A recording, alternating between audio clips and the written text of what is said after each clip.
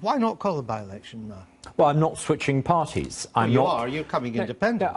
There's a profound difference. I'm not submitting myself to the authority, to the whip of a new party. If I was doing so, then quite rightly, as I did previously, I would feel obliged to trigger a by-election.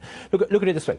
If every time an MP in the House of Commons either resigned the whip or lost the whip, far from actually strengthening the democracy against the party bosses, that would actually give those who ran parties enormous power. So I'm being absolutely consistent here. I'm not joining a party. I'm not crossing the floor. All right. So I don't need to call a by-election. It is a change of status, and Nigel Farage has just said that he's going to write to every constituent in Clacton, and he wants to try and get 20% of constituents to hold a by-election. We're going to test him, he says. Write to every house in Clacton and find out if his constituents want a by-election. If 20% do, we'll find out if Mr Carswell is honourable. What do you say? I'm sure they'll be delighted to hear from Nigel, and I'm sure... What's the answer to the question?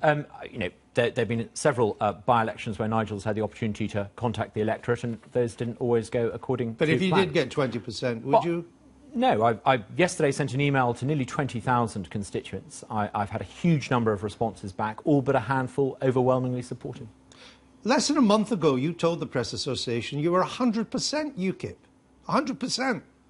Now you're 0%. What happened? I saw Theresa May triggering Article 50, and we've won, Andrew. You knew that a month ago she was going to trigger Article 50. Well, we couldn't be certain. I thought on June the 24th I had serious thoughts about making the move. But a month ago we knew Article 50 was going to be triggered. I wanted to be absolutely certain that Article 50 would be triggered, and I think it's right. You know, this is why ultimately UKIP exists, in order to get us out of the European Union. We should be cheerful. Rather than attacking one another, we should be celebrating. This is our moment. We made it happen. Why all the gloom?